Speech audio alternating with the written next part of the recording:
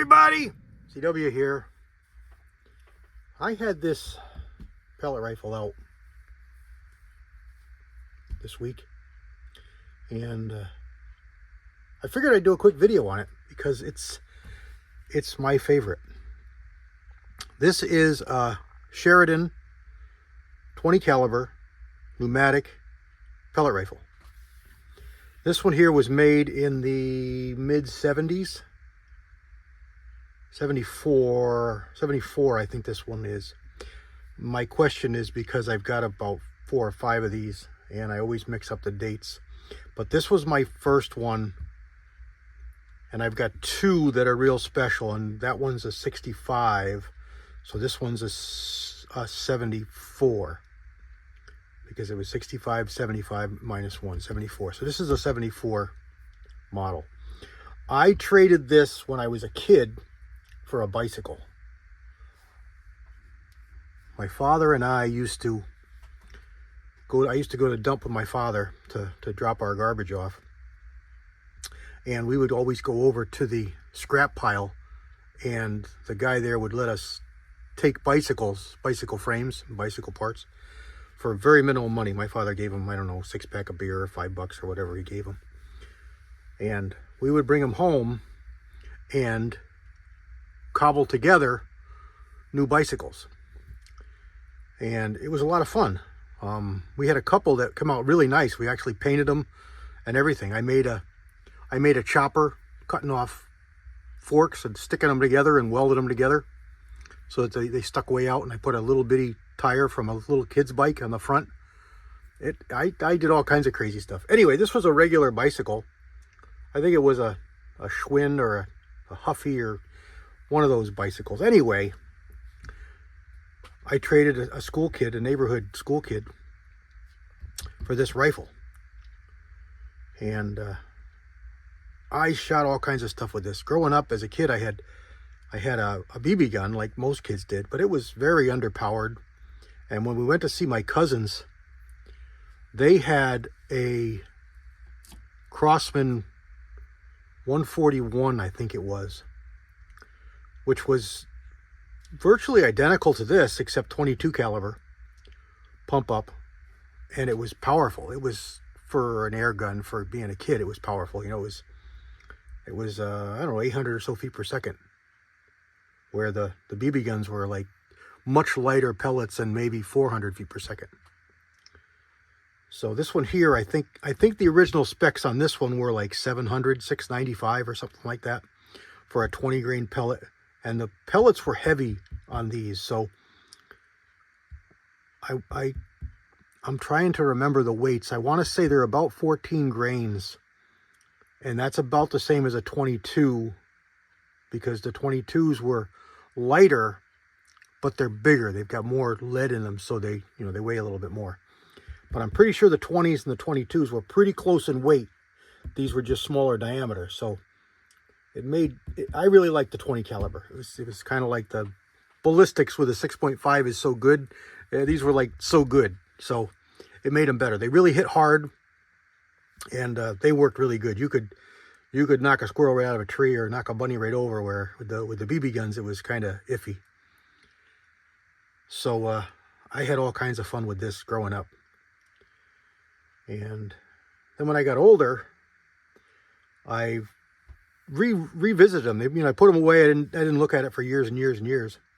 And then when we had that first ammo scare, I think it was Clinton as president, and we started looking at other ways to shoot, because we didn't have 22s. These came back out and they became more popular, and I got involved with such forums as the GTA forum, which is an airgun forum, big airgun forum. And I found out about a company called Mac 1 out in California. And I just recently learned that Tim, the guy who owns it, had a bad accident, and he's working on his health. Don't know if he's going to get back in to be able to do this stuff, which is really a crying shame, because he was the man for these. He made up revolving kits, resealing kits, He had an active website, and he would do a service called a steroid service. And what it basically was he went through the gun and made sure everything was up to snuff.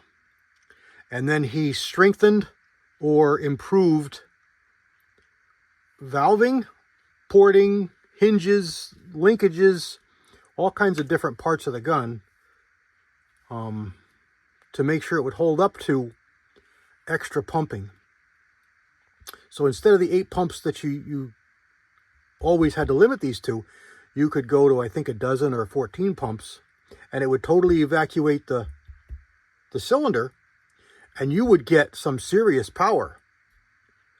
Now, I don't know what you guys know about air guns, but you'll see a lot of them today listed, especially these newfangled brake barrels, 1,200 or 1,400 or 1,500 feet per second. And that's just, pipe dreams, pie in the sky. It's they use super light zinc pellets, and they do get some pretty high velocities, but anything over supersonic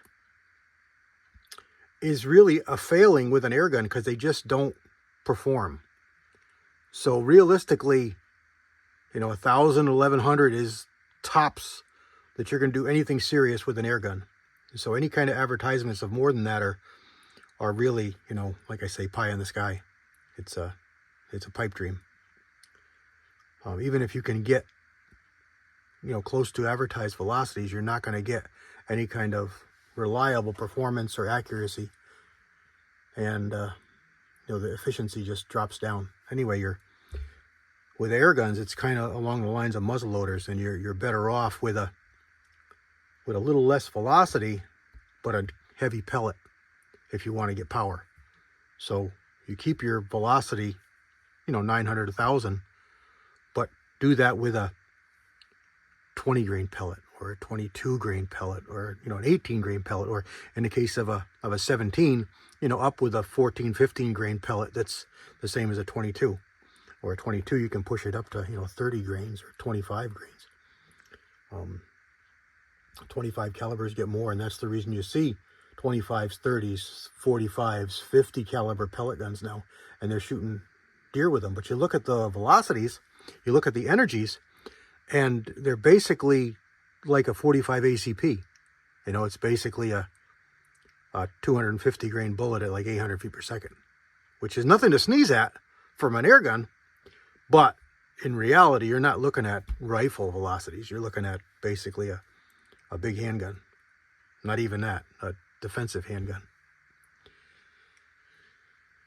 Let's get back to this one, because this is what I want to talk about. This is steroided, and this is a sticker he gives you, and you can put it on where you want. This is where it generally goes, and it just lets you know that this gun has been steroided, which allows it to get more power, and it makes some serious power.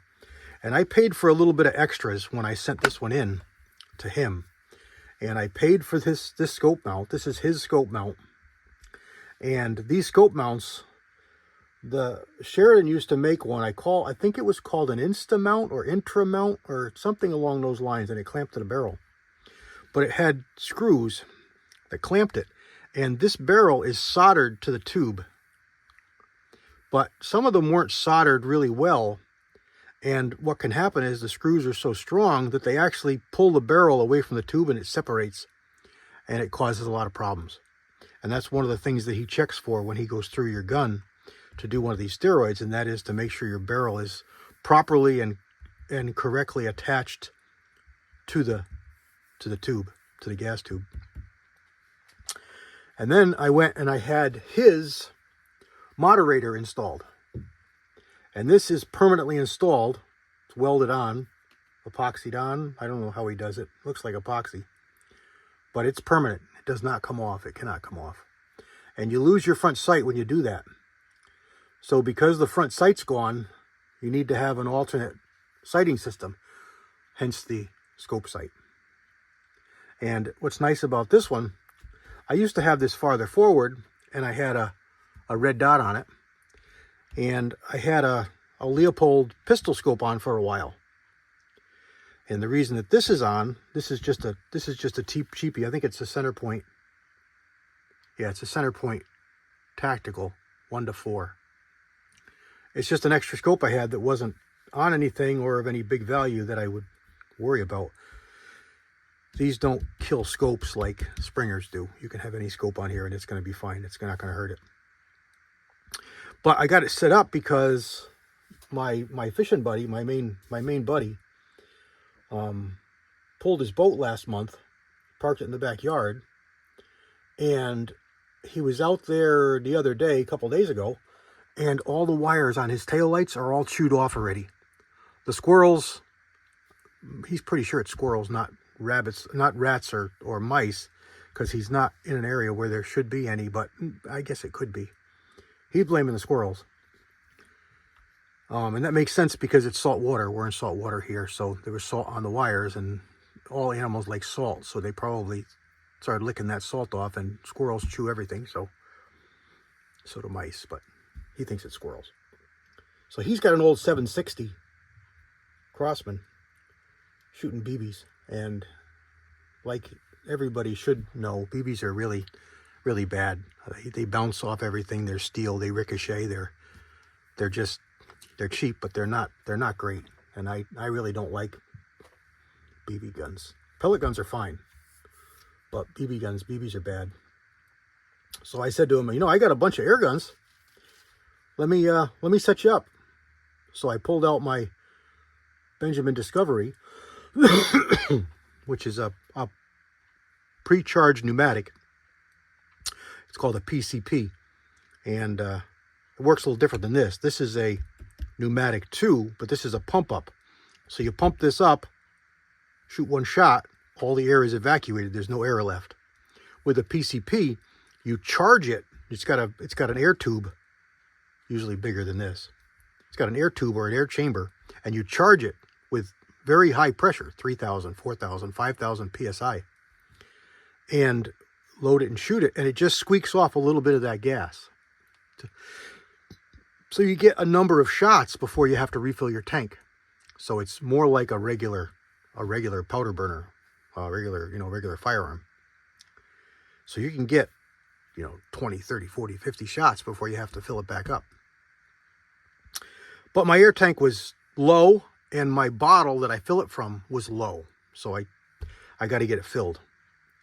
So I pulled this down, and I put this scope on it, and sighted it in.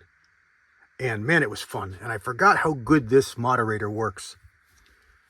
These guns can be quite loud, especially when you get more power, because more power with these means more air. More air leaving the barrel means more sound. Louder. These hush it down really nice and quiet. And they really, really work well. And a lot of the guns today, air guns today, you find with some kind of a moderator on them for sound. And usually it has to be permanent to the gun to be legal. Otherwise, you'd have to have a NFA paperwork. These don't require any kind of NFA paperwork because they're not removable. And the way they're designed and built, if you could get it off and put it on a gun, it wouldn't even silence one shot. It would not work for even one shot. And I guess that's the criteria for these being not needing any kind of NFA paperwork requirement, because they will absolutely not work for even one shot of a firearm. They will only work with air guns. Air guns produce way less pressure, way less power, and they're legal. So he can shoot this in his backyard as long as he's conscious of impacts of the pellet and be perfectly safe and not alert or bother anybody around the area. This is a bolt action single shot. Pull this back. It's a little hard to use because of the scope in here, but you can use it. You pull this back and cocks it, and you pump it up, and here's your safety. It's called a rocker. And it's got a pretty nice trigger for what it is, and it's got real walnut, real pretty walnut. And I put a recoil pad on it. Not because it has any kind of recoil, but because it number one, it looks better with a recoil pad instead of nothing, because these came with nothing. There was nothing at all on the butt. It was just wood. And this protects the base. It looks nicer. And I fit it to the gun. And then I refinished the stocks. And one thing about air guns is they almost never, ever, ever match. And if you were here looking, you would be able to tell that these don't match. But in the video, they look really good because they're close, but they're not perfect. And I had to stain this and work on this to get it to match the butt, because the butt was darker than the pump arm. They didn't take one piece of wood and make this stock. This was a piece from one tree, this is a piece from another tree. If they had have made these in one piece and then cut them and made the pump, they would match. But of course that would raise costs and prices and manufacturing, and it would cost even more money. And these were pretty expensive for an air gun, even back in the day. So there it is. I refinished this, and I refinished the 65 too. And they're both beautiful. I changed out to brass screws just to make it a little bit nicer. And again, I did the recoil pad. And I steroided both of them, so they're both higher powered, nicer, complete. The other one doesn't have the moderator on it. It's got a peep sight on it. And if the video goes good and you guys like it and tell me in the comments you want to see it, I will do a video on the 65. Because a little bit different wood as well. It's still walnut, but it's a little bit different. And there we go. One of my favorite air guns of all time, from back when I was not a really little kid, but maybe a teenager. And I like it a lot. It was really good to shoot it past couple days. And I'm going to shoot it down here a little bit more. And then bring it over to him after we go in the woods on Saturday hunting. And then he'll have it for a week or 3 until he eradicates his squirrels. There we go. I've got the regular Sheridan pellets, but these work really good. These are called Predator Polymags Premium Hunting Pellet. And these are 13 grains. They got little red tips, but they shoot really well. And down here in my basement, I get about 20 feet, 22 feet, about 22 feet. And I can put them in the same hole. The pellets will go right in the same hole. So it's really accurate too. There we go. Just a really quick video. There's some of the stamping on it. Sheridan Products Inc. And they're brass. They're all brass. And they got a bluing on them. This is steel cap. But the gun itself, the tubes in the barrel are all brass. You can see it coming through here. All metal.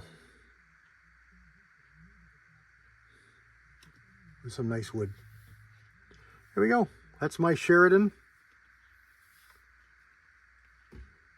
pellet rifle.